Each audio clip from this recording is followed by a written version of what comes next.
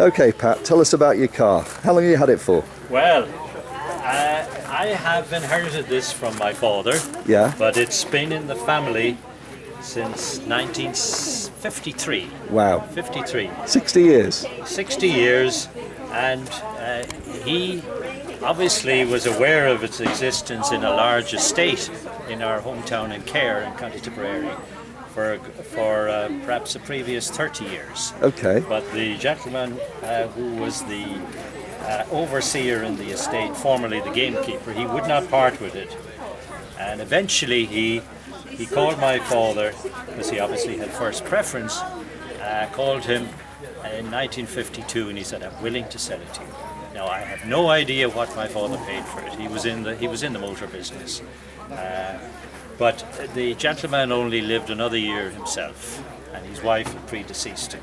He was a Scottish man, so I'd say my father had to bargain hard for it. But the name Julia, Yeah. that's a pet name we've given it because it was my mother's formal name, her birth certificate name, Julia. Okay. But she totally disliked it, and she changed it to the Gaelic version, which was Sheila. Sheila is the Gaelic for Julia. Okay. So when my mother passed on, I decided I would name the car after her, because I daren't use that name while she was alive. But it's very reliable, has never been restored, never. That's fantastic. Nothing ever touched to it, all original, everything original. I noticed these headlamps say Blériot. Is that the same firm as made the planes? Yes, indeed. Now, that's the only thing that I've had to replace, because on a Pioneer run about 4 years ago in Dublin, I was coming through the gate on the closing stages, and just coming through the gates very slowly, and it careered into a lamppost. Threw my wife over the door. We were going very slowly, and I tried to turn the steering wheel, but apparently what happened was the steering linkage dropped. And I could not, and I did not revert to the brake.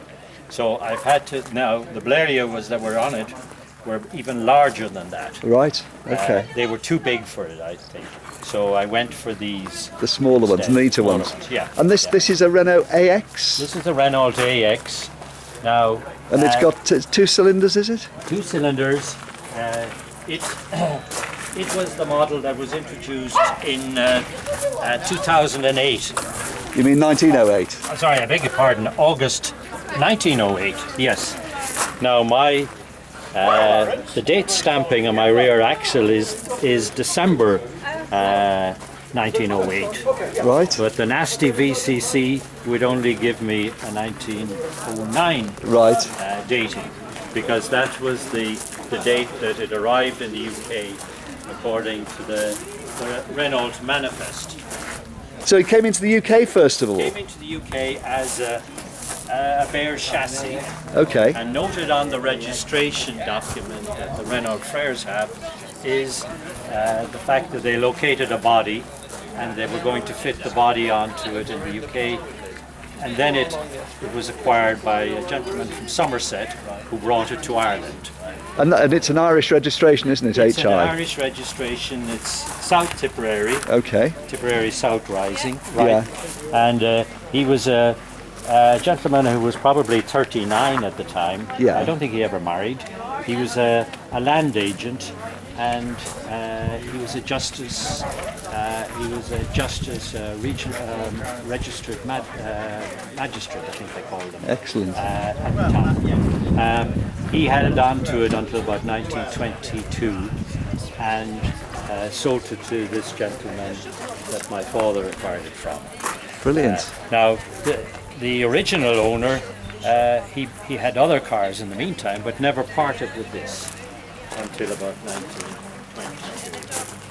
And so was the other owner, the guy that your dad bought it from, was he the second owner? He was the second owner, yes. Fantastic. So 3 owners in 3 owners in its lifetime. Goodness, over 100 years. That's brilliant. Well, it's a lovely car, Pat, and it's lovely to see it, used properly, and the fact that it's got all that history, and that you're the only 3rd owner. I mean, it really makes it a very, very unusual motor car, doesn't it? Yeah, Something to be proud of. Well done. Thank you. Good.